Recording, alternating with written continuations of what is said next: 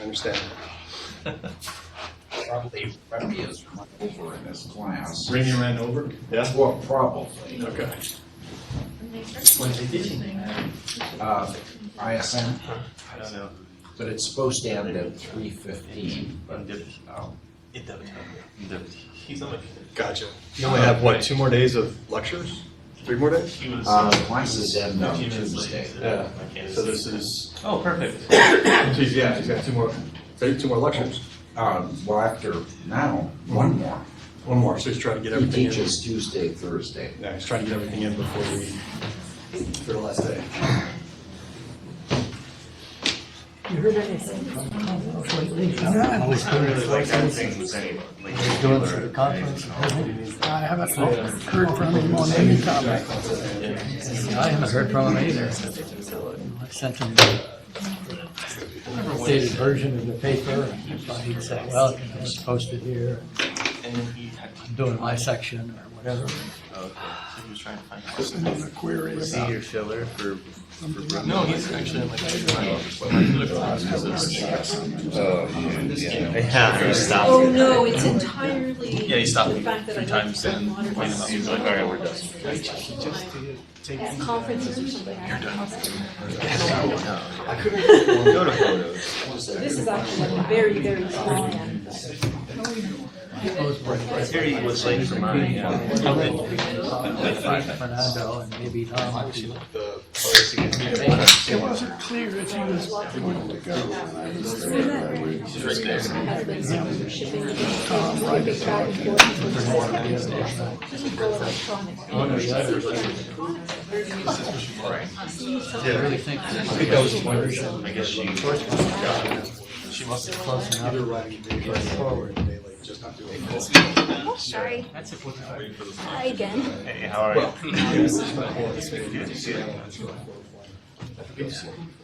I don't know what that means. Yeah. Sometimes hard to tell. Hard to turn the people I never get. Amazon. Right. So I asked Barbara, she said, Yeah, it was more fun. Yeah, they definitely sent me stuff after the plan was already up. I mean, I had a little bit. I don't know if they sent it to the school. I was drawing stuff up on the board, and it was just like, no, that's wrong. I'm like, how is this? Sorry, I'm Just kidding. Yeah. I was testing. Yeah. Back somewhere along the line? He passed. In general, feedback. Well, I'm not sure why it is, but when I speak with Oh,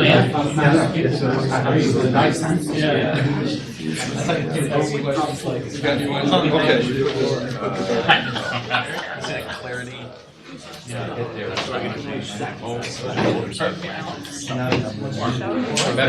It's after you were sold. It is. I don't know why it's the way it is. But, Yeah. he has I would love to go to, I gotta wait till solar back and must put in your reservation now though.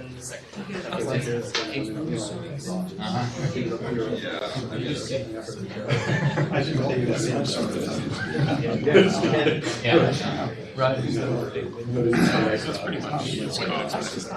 theory. How did your interviews go? This is for. It's just. This is at the Alden site with the news. Oh yeah, I think it went well, but they haven't done it. They haven't Some of them the go. report yet. I mean, like the show or whatever. So they said maybe. Oh, really? Okay. Around his show. I feel like They were there, so yeah. Okay, everyone, let's get started. I am very happy to introduce Antonio AHales. I'm giving the colloquium today, and just like every other colloquium, he will meet with the graduate students at 4:30 and room 230 right after the colloquium today. And Antonio, after he was getting his degree from the UK, came and worked with me and Rob Reed and Al as the first North American operations postdocs. So that was a very, very long time ago, but we had a lot of fun doing that, hanging out at the ATF and breaking the ATF antennas and various pieces of custom software, which we are still doing at some level. All right, but after that, he got a job down as a commissioning scientist for ALMA, and in times that he is referred to as, in quotes, the fun years. And ever since then, he has been an operations astronomer at the JEO, and quote, in his, what he wanted me to tell you is that he is one that is responsible for making sure that your observations are done with the best array configuration possible and weather. Thank you, Antonio. Really appreciate that. And just a couple of fun things about Antonio. He was actually at the AOS when we basically stopped the construction project, and the president of Chile called up Antonio on a radio up at the high site and said, it is time to start ALMA science operations. And then Antonio, on a walkie-talkie, contacted the people down at the OSF to actually move the telescopes. And if anyone remembers that, we were all sitting in this room, crossing our fingers, making sure that the array moved all at the same time in the right direction. So thanks, Antonio, for making that very, very suspenseful. Yes, that's a good word. Making light of that. It was a really good time. He's also our representative to ODI in Chile, and he's done a great job with the NACA 9 program down there. So we're very happy to have him here today and talking to us about ALMA studies of the young eruptive stars. So take it away, Antonio. Thank you very much, Tony. And it's a genuine pleasure to be able to stand here again and share with you some of the progress we've been carrying out on this rapidly growing field of episodic accretion.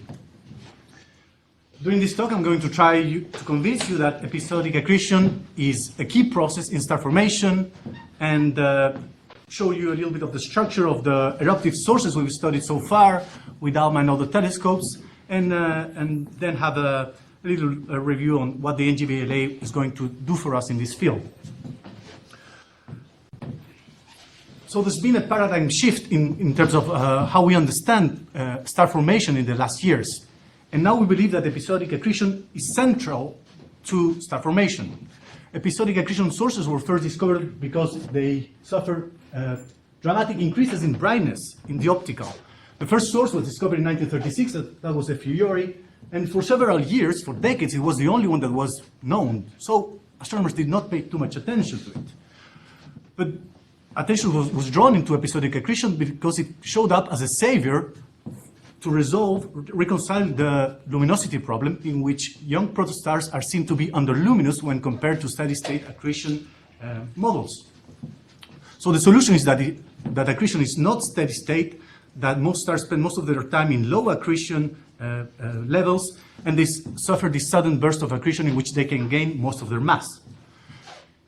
In addition to that, attention has been drawn into the fact that episodic accretion and these outbursts may also drive the evolution of the circumstellar disks by affecting the properties of the dust grains. As you can see here, during an outburst, prior to the outburst, the grains are pristine, and during the outburst, they crystallize. It's also been seen that it will affect dramatically the disk chemistry, the recondensation of ices, the migration of snow lines, which can in turn affect planet formation. And also in a larger scale, this episodic accretion are believed to be accompanied by episodic ejection of material, which can in turn self-regulate the final mass of the star.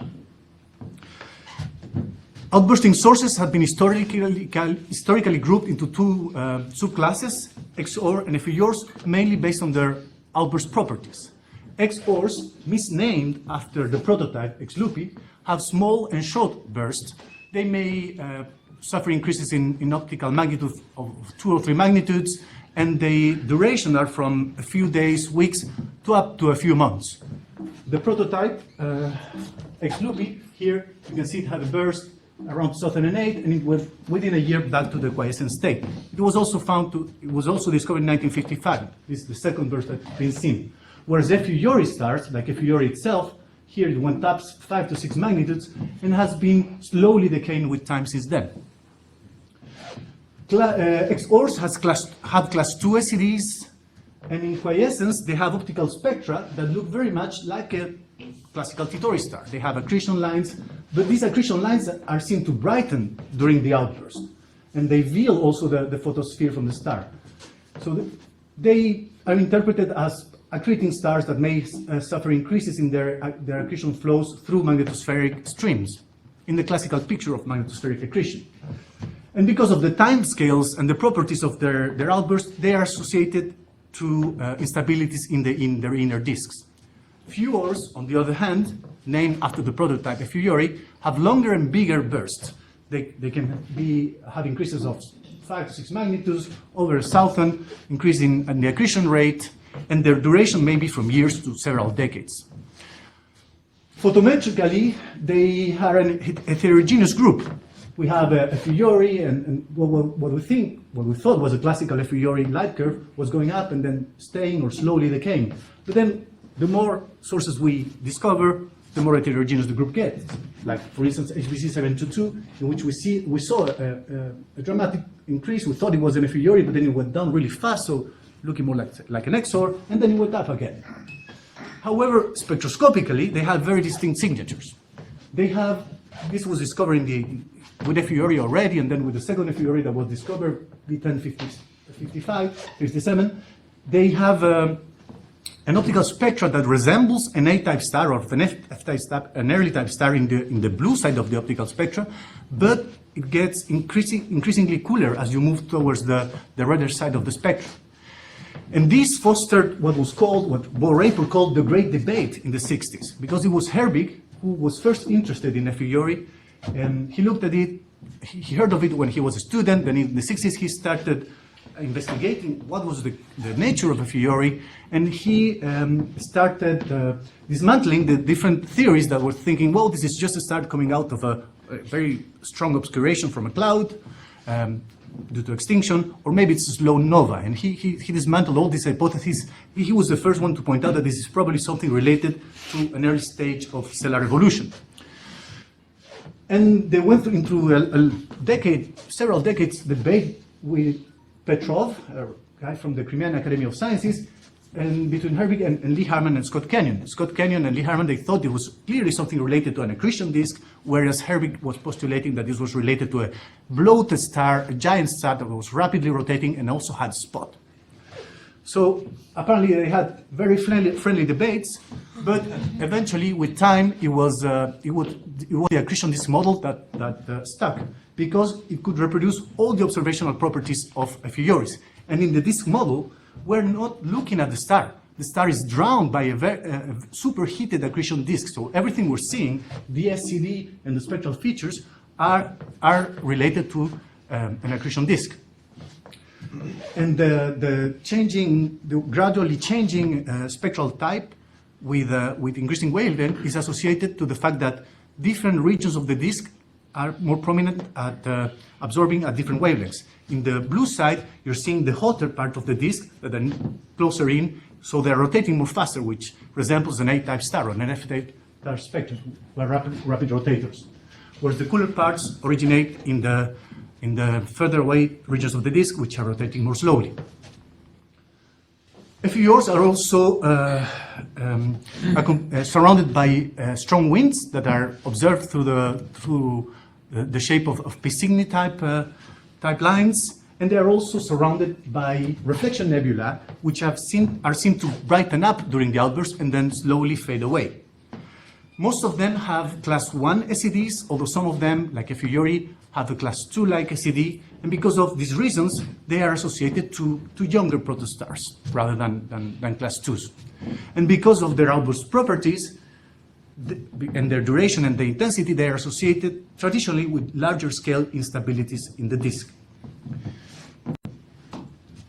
Today, we think that outbursts are common. What started with just a few stars that were thought to be peculiar and not many people were paying a lot of attention are now believed to be key to star formation. We see, and the advent of systematic surveys has allowed to discover many more stars in the recent years. Systematic surveys have supplanted the role of amateur astronomers, who were the first and the main discoverers of a prioris throughout the years. And now we are discovering eruptive stars at the rate of about 1 star per year, and that's increasing. For this reason, there was an optical bias if there were mostly amateur astronomers who were discovering them. So there are many embedded sources known to have eruptive phenomena. But now with infrared telescopes and with increasing accuracy, of all the telescopes, we are discovering outburst phenomena in embedded sources. And in the infrared, in the sub-millimeter, like the discoveries that Doug Johnson has been leading with his program of monitoring star-forming regions with JCVT down to a 2% amplitude calibration accuracy, and also in massive stars like the works that Todd Hunter's been leading. But what is causing the outbursts? Well, it turns out many things can render a disk unstable. It's actually harder to keep it stable. So there are a whole plethora of different mechanisms that can mimic and produce this enhanced accretion. I'm going to leave this running here. This is a gravitational instability model, and here you see the disk, you see the spiral structure, and you'll see that from time to time, some material will spiral in and produce peaks in the accretion rate that mimic what we see in FUR objects.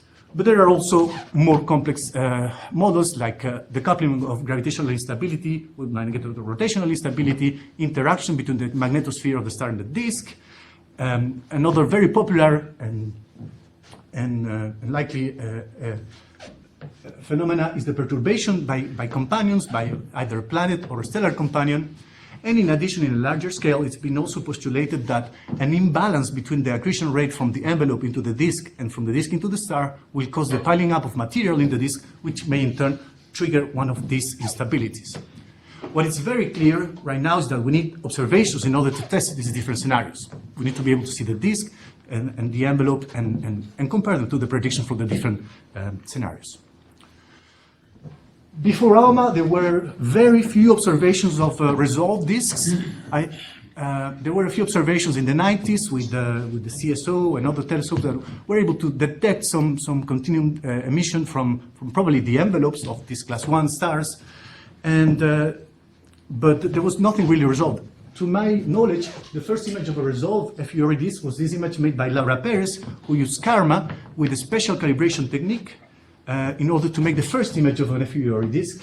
And one of the obvious conclusions evident conclusion was that the disk was not very massive. And it was clearly not massive enough to drive gravitational instability. Whereas the XORs that were observed were mostly undetected. Another result from these early surveys is that most of the FURIs are surrounded by outflows. And here's an image made by Agnes Kospel on the outflow on one of these sources. With this background, we propose for a pilot survey of FURs and XORs with ALMA in cycle 2, and these are the images. We observed 8 sources, which may not seem a lot, but at that time it was 25% of all the known sources. We only knew about 40 or 30 something stars to have eruptive phenomena. And the main results is that, well, the disks are compact, they don't have a lot of structure. This one doesn't have a structure, this is actually a binary star. And well, we can compare them to what we know about class 2 stars, and some of these results show that the disks are definitely not massive enough to drive gravitational instability, at least most of them. Some of the other results that we see is that, FURI disks, the one here at the top, are brighter than XOR disks and brighter than class 2 classical protoplanetary disks from Schonander's surveys of Taurus. We also see that the disks that are resolved are smaller than class 2 disks of the same mass. They are more compact. And this relates to some results from protostellar disks in class 1s that Patrick and John Tobin have been studying, that also show characteristics of radius of around 30 and 40 AUs. And for the disks that are resolved, we can get them through an MCMC coupled with radiative transfer routine so that we can actually fit the disk properties and compare them to the properties of Titori disks. One interesting fact that is common to all the FURI disks is that the inner regions, the very few 5 to 10 AUs, are very optically thick, even at millimeter wavelengths. So putting some caveats on our derivation from continuum masses. We have recently updated this plot with a second survey that we did in cycle 5. We observed 4 more stars. And yes, even though the trend is maintained, there are some outliers that start complicating the conclusions. But it's still very clear that FURs are definitely brighter than any class 2 disks. And this has been confirmed recently with some observations from the SMA from one of our collaborators, Hayu Liu, who did a survey with the SMA, and they confirmed that the cumulative mass distributions of the sample of eruptive sources is significantly distinct from class 2 masses, which is also it compares well with what we see from class 1s and class 0s, showing that a refugee sample lies somewhere in between here with a median mass of around 70 Earth masses derived from the dust. We also have, for some sources, we were able to detect 13CO and C18O in the central regions where the disk is, which we can use to derive a separate mass estimation by comparing the fluxes from the 13CO and C18O lines, which we believe are less affected by opacity, and compare them to the grid of models from Jonathan Williams and Best. And we confirm that only the very brightest disk, in this case V83 Ori, may be a candidate for gravitational instability. Also, with this technique, we're able to compare the two masses derived from the dust and from the gas and estimate the gas-to-dust ratios, which are smaller than the canonical value of 100. We find them to be closer to 10 to 20, which is common to other samples in lupus. So we had that target, we had V883 Ori, that was very massive. So we thought, well, let's go for it. We're going to find a nice image of gravitational instability in the disk, like John Tobin's Nature paper. So we were really aiming for that. We wrote a nice proposal. We got some really nice simulations from Xiaoshan Xu, and seemed to convince the TAC. They gave us an A-rank proposal to look for these images of a gravitationally unstable eruptive disk. To our surprise, there was no clump, there was no spirals. The disk looked really smooth, actually. So we were a bit concerned, a bit disappointed at the beginning, but we ended up getting a paper in Nature for another reason. And the reason lies in this boundary here. There is a little bit of a discontinuity here that you can see in the image, and it's very clear if you take the radial profiles.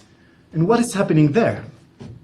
Well, turns out the disk is so bright that we were able to fit an in-band spectral index from the upper and lower side bands in ALMA. And we see that there is a very distinct change in spectral index right at the boundary at 0.1 seconds, which is about 40 AUs at Orion's distance.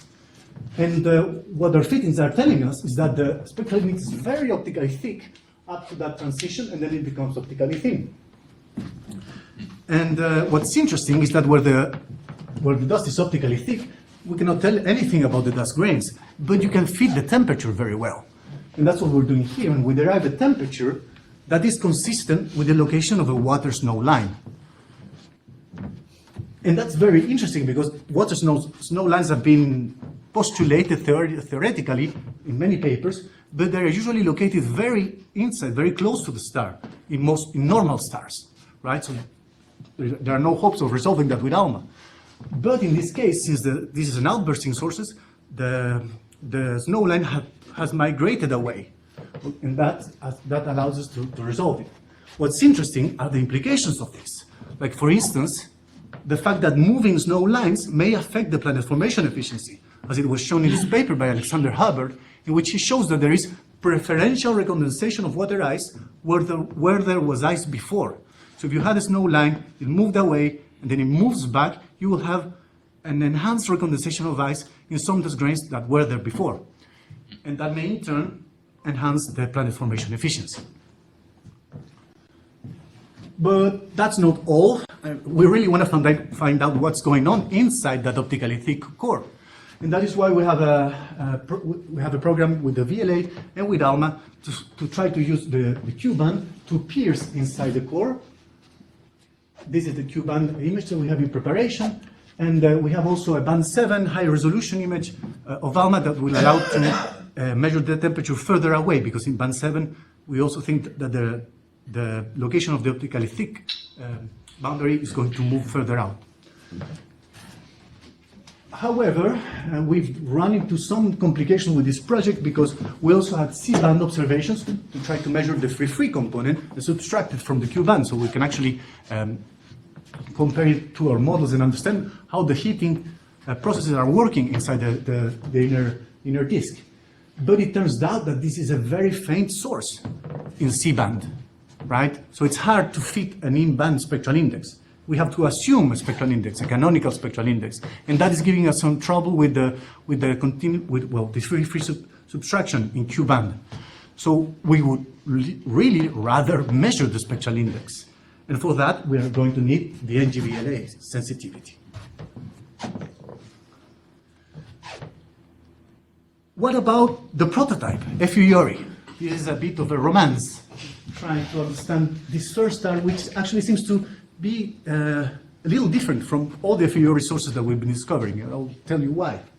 This is the first image of the FUIORI surroundings, taken by Goran Sandel and Weintraub, using SCUBA in 2001, and this is the region that we surveyed with ALMA in cycle 0. We thought, with Stuart Corder and Bill Dent, well, let's put a fun proposal, let's observe this, try to understand the disk. What sort of disk can sustain a 10 to the minus 4 solar masses per year accretion rate for over 70 years, right? There must be a lot of material. And this is the image that we got with ALMA in cycle 0. Shows a compact source, no gravitational instability, no clamps, no nothing. There's only a marginally resolved source that by fitting Gaussians, we found out could better be fitted with 2 components rather than just 1. The crosses here show the location of the binaries. In 2006, it was discovered that FUIORI is a binary star. And so supporting the scenarios in which the outdoors may be triggered by interaction between companions. And again, we find that the sizes of the disk must be small.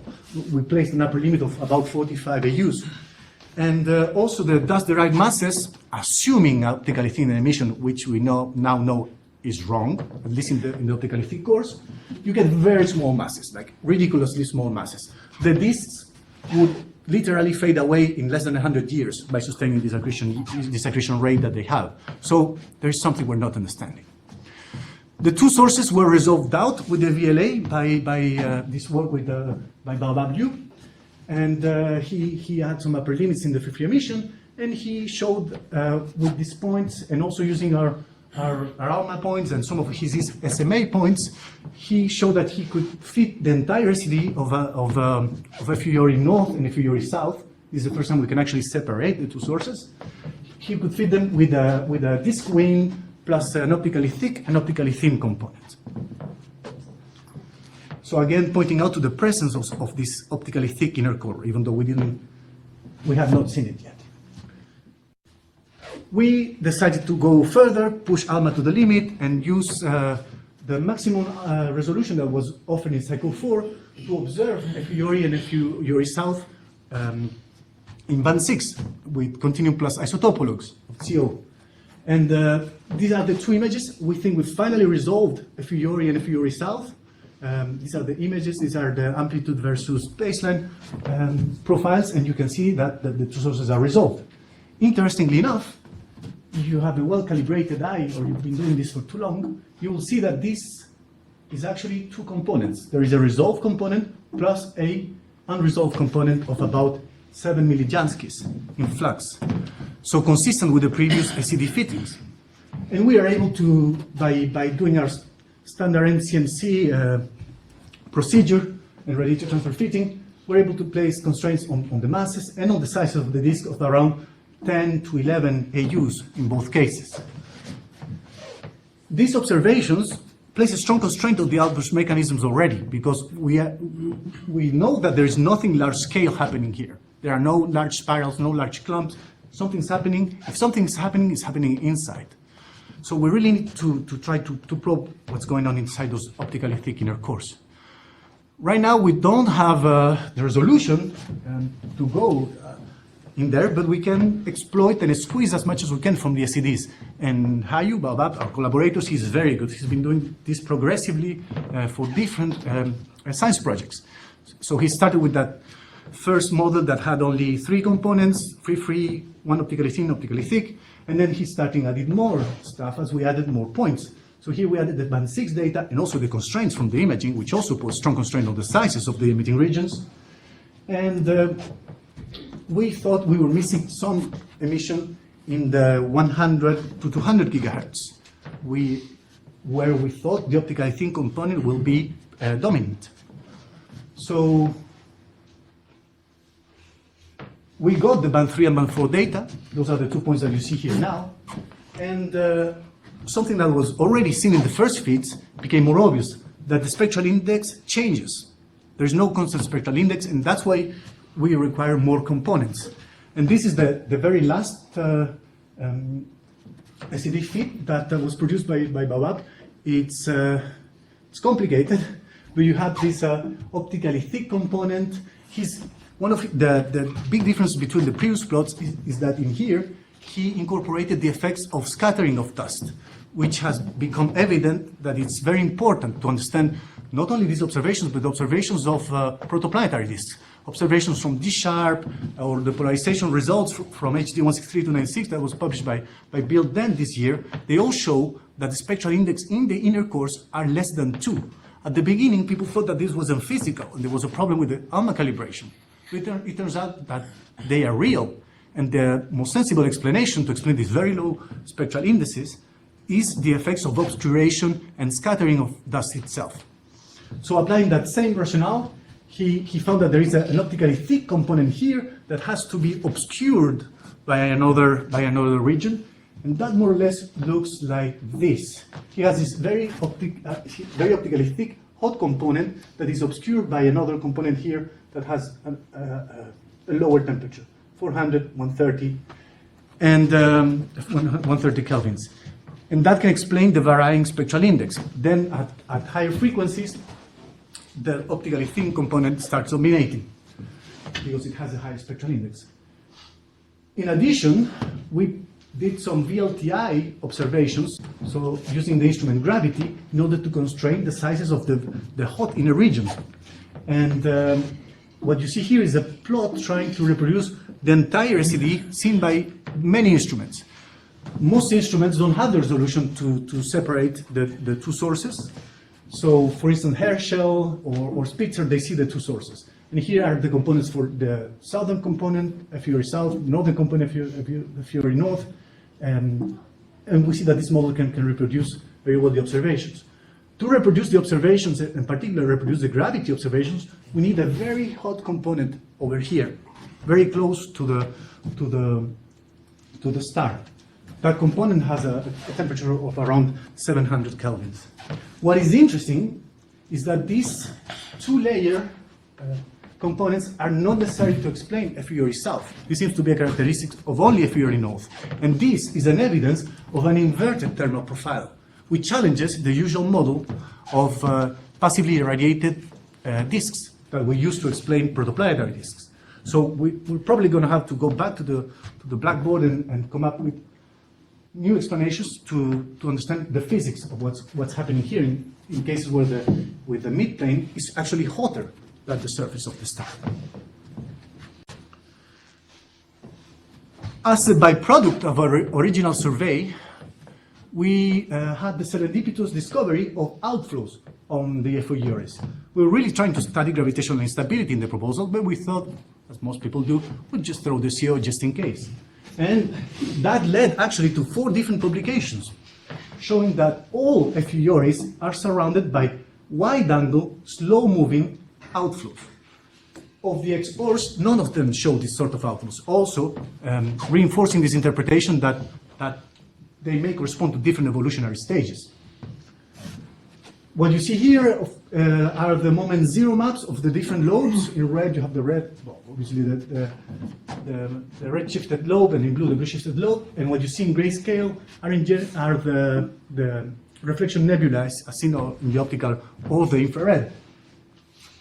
This is the model that we use to interpret at least B883 ORI. It has a conical opening which is carved out by these slow-moving outflows, probably in what is understood as entrainment of material. And this trend of outflows around ephemeris was confirmed by the second survey, and will be presented in the paper we're preparing with one of our ODI students, Camilo Gonzalez.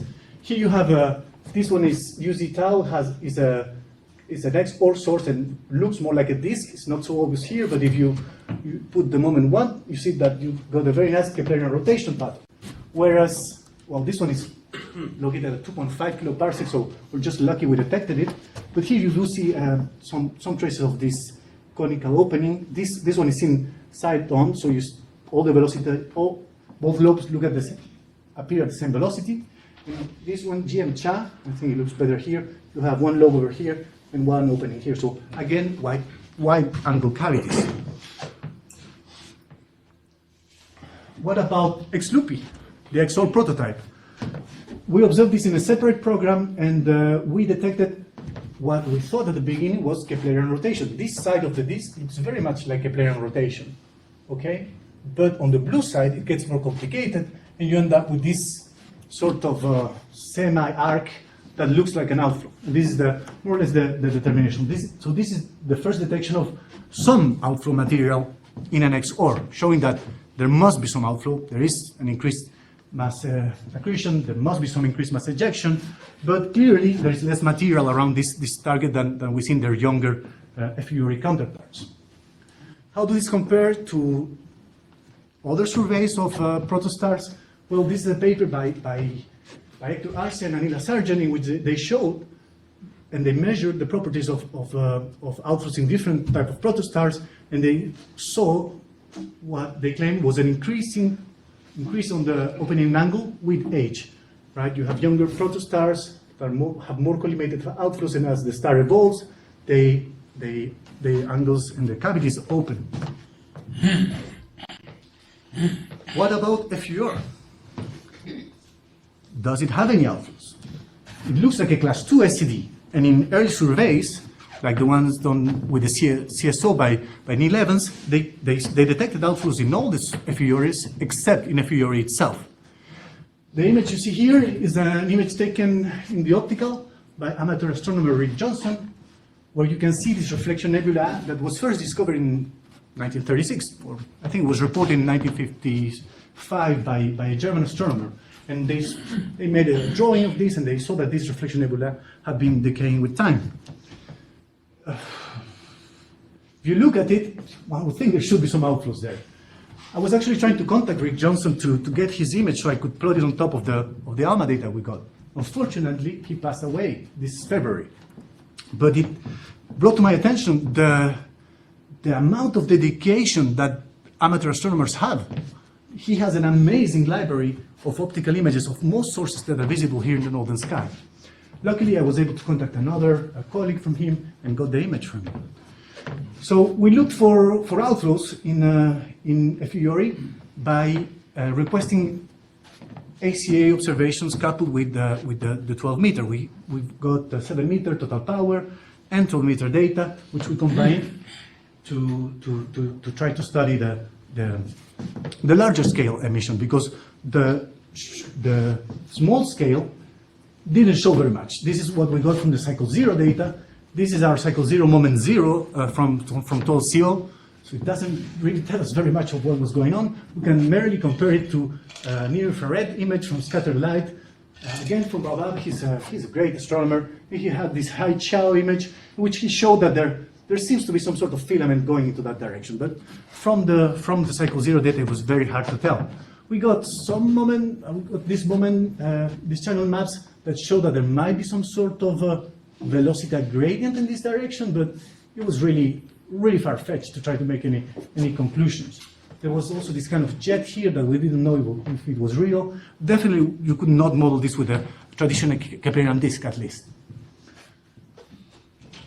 So we said, well, what's causing the outburst? Probably interaction between the two binaries. And we made some nice models that we could sell out to the TAC and say, we're going to find the interaction that is responsible for the accretion rate. The models are made by Sebastián Pérez. He's a great modeler, also great observational astronomer. He's made several predictions that have been confirmed with high-resolution data from ALMA. So we got the data.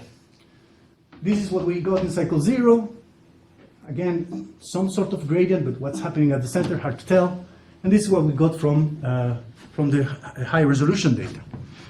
Again, it's not obvious what it is, but there seems to be a gradient in this direction, right? And the jet that we saw earlier seems to, let's call it a jet. But this structure was confirmed. We also got 13CO at high sensitivity, which also seems to show that there is something happening in that direction. What is it? Is it episodic ejection? Episodic ejection has been postulated as a possible explanation for the structure seen in the near infrared. This is an extract from Z. Canis Majoris, from Baobab's and Takami-san's paper, and they claim that this sort of structure that they see in many epheoris may be explained by episodes of ejection following the outburst. This is the high-chow image of epheori, now reprocessed by Takami-san. He can enhance this spiral and show that there is something going into that direction. And he claims that all these things can be explained by episodic ejection. So we decided to get sphere data. Sphere is slightly better instrument that high-chow, and we gained some information. The spiral seems to be a spiral. There's more blurry structure in this direction, but how do you interpret this? So we put it together with our ALMA data, which actually, if we zoom into the very core of the primary, we detect rotation. This is the first detection of rotation around this star, which suggests that, that the rotation vector points in this direction, right? So there is some coincidence between the contours from the ALMA data and the spiral, but is it ejection? Is it rotation? At least if this is the angle, the direction of the rotation, you would expect that any outflows would be in this direction, right? Which is what we see in the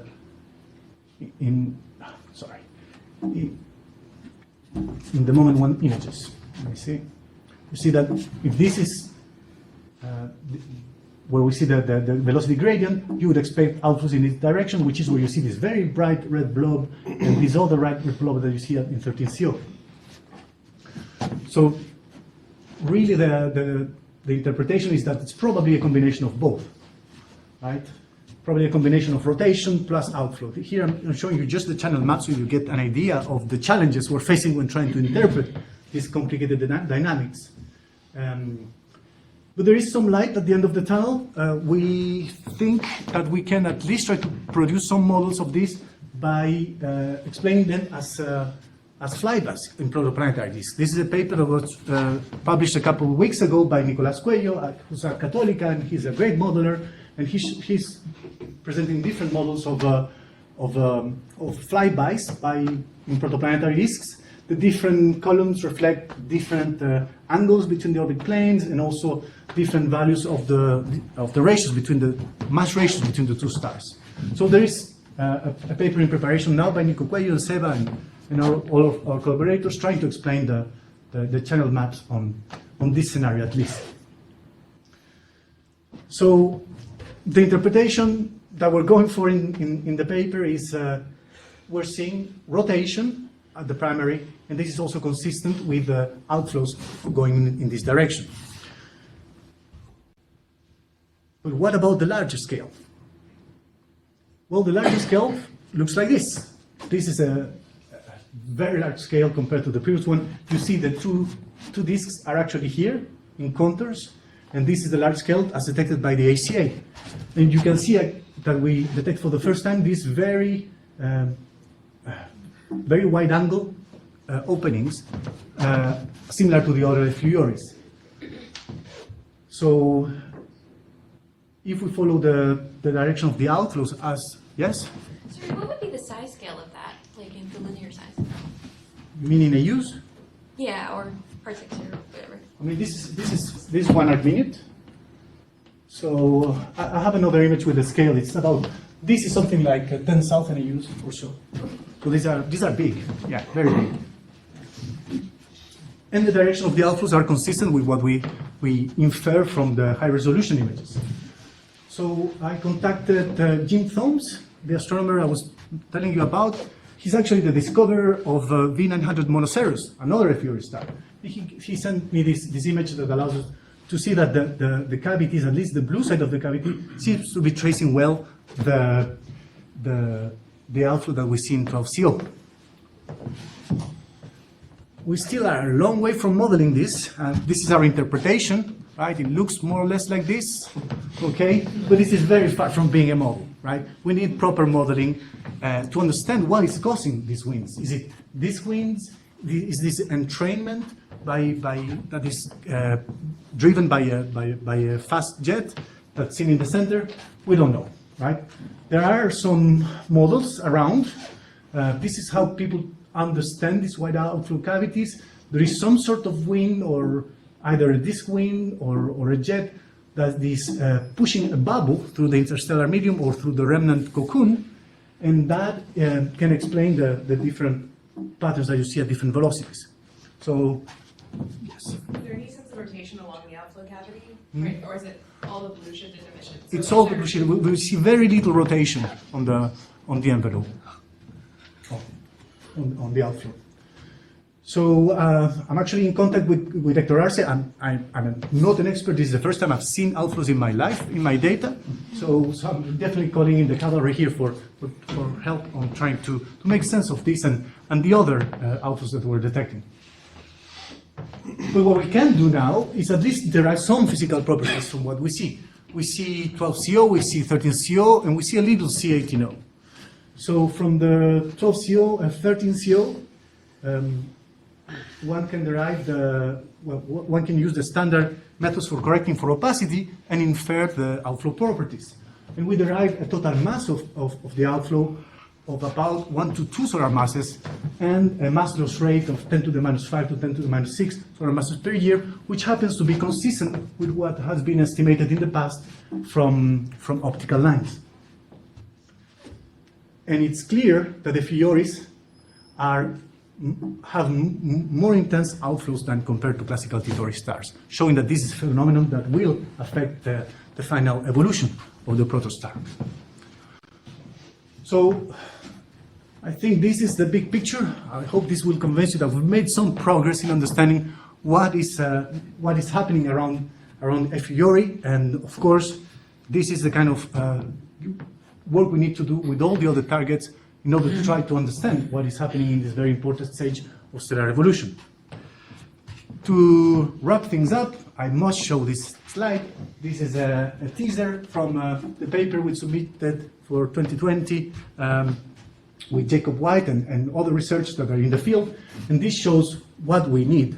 Okay, I think we have established that these stars are surrounded by very optically thick cores that are very small, and that is probably where the key mechanisms for the outbursts are happening. So this is the model made by Edward Voroyov and collaborators that show the instabilities from a gravitationally unstable inner disk. This is 2.5 AUs. This is how it would look with the NGVLA at 0.7 milliards resolution, and this is how it looks with ALMA right now.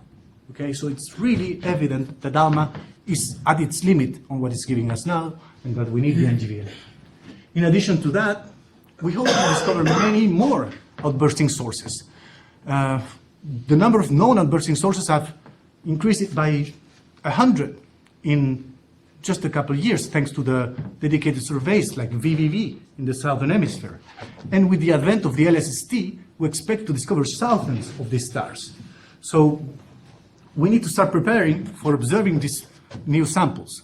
That's why we proposed a project right now with ALMA to observe some of the most distant sources up to 2.5 kiloparsec, which will increase by at least 50% the sources studied with ALMA right now. So with this, I will leave you my summary. I hope I've convinced you that episodic accretion is key and that we need the NGVLA to study it. Thank you.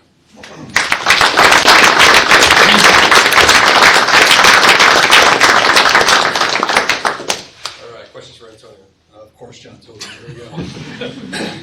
So going back to your comparison of the large and small scales of the 12CO and FU Ori, it looks like the position angles are different between what you see with ALMA and what you see with the ACA.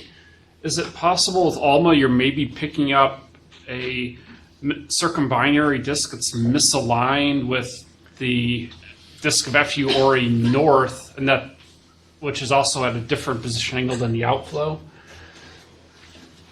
It's very likely, yeah. Well spotted. Yeah, the first blue arrows that I showed are effectively misaligned with the second ones that I showed.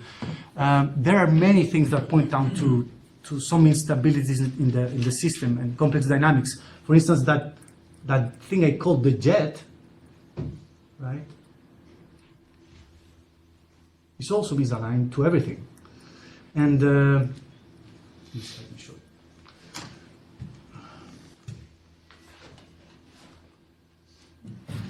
I mean, how do you explain this, right? It's not a complex binary interaction that has been producing ejections in different directions. However, there is some constancy in the outflow, right? Thing that's been blowing in that direction for a long time. One thing I forgot to say is that the dynamical scale of that outflow is several thousand years. So it cannot be explained just by the recent outflow. So there must be some stability within the instabilities. Another thing I didn't mention is that from the gravity, from the phases, the most likely conclusion is that the inner disk is seen close to face on, whereas from our resolved continuum images, we infer an angle of 35, 37. Prior observations have inferred an inclination angle of 50, which was input in Xiaoshan's early models. Our new angle, 37, made him review the accretion rate and change the value that he needed. But the fact that we see with gravity something close to Polon is really making us doubt about what's happening, and it's really pointing out something very complex. Mm-hmm. And complex meaning that we don't understand in the inner regions. Also. Along those lines, so you identified a lot of these extensions as outflows, but can you really rule out their infalling filaments, just foreground versus background? They don't seem to have much of a velocity. They're not going very fast. They're going, fairly slow. No velocity gradients. Seems sort of. Well, at least with some part of the emission that we saw here, I mean, it's really, how hard it is to tell from inflow or outflow, right? Right, and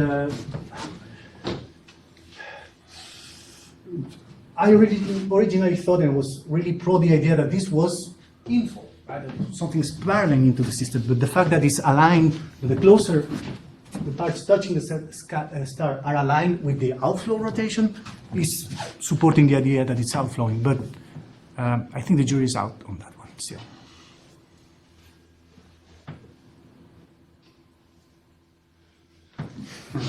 Go, either one of you guys. John or Elsa, who wants it next? So, regarding gravity, how is it possible that you might be able to get proper motion of FU Ori south within a few years with gravity, or is the motion too slow? I'm thinking orbital motion of it. It's about 200 AUs. Mm-hmm. Yeah. I think you need a few decades for that. Really basic question. What's going on with your 13CO? Your 12CO is like super centrally peaked, and then your 13CO, there's like nothing towards the continuum in the FU Ori image. Yeah, it was. What happened? I think we probably put something like a 5 sigma filter when created the moment. But on sort of either end of it. That's why I was sort of curious. Yeah. So just that sort of 5 sigma level. Yeah. John? I'm just kidding. I can think of something. So you mentioned something about the scattering, and you said there are two pieces of evidence. One is the scattering displacement, and then there's the what looks like unphysical alpha parameter. I think you mentioned one source, if I got the name. And my question is, are these two indications spatially, coincident?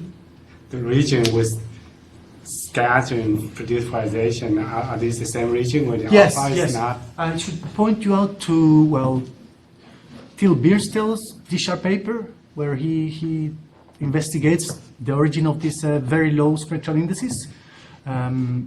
Another observational result is the polarization in HD 163-296. And Baobab Liu's, he has a single author paper this year in which he shows that by introducing the scattering from dust, he can explain all these properties. One last question for Antonio. Yeah, Todd. So fairly early on, you sort of ruled out the possibility of a bloated star for FURE.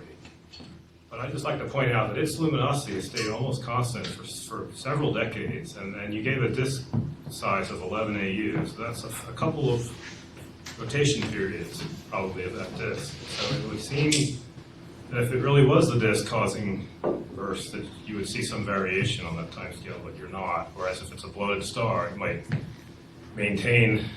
have a long Kelvin-Helmholtz relax time that might explain why it stayed up. Well, it's a very good point. In my little historical review of the Great Debate, some people have claimed that George Herbig, I'm quoting here, was very rarely wrong, but in this case he was, right?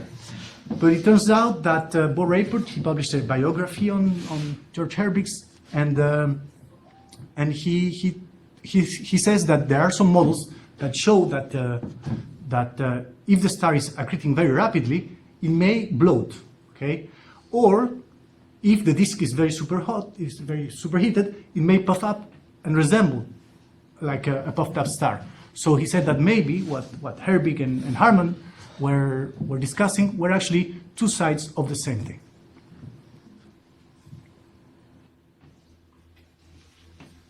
All right, graduate students, you're going to meet with Antonio now, and also Antonio will be here for the next 5 or 6 weeks.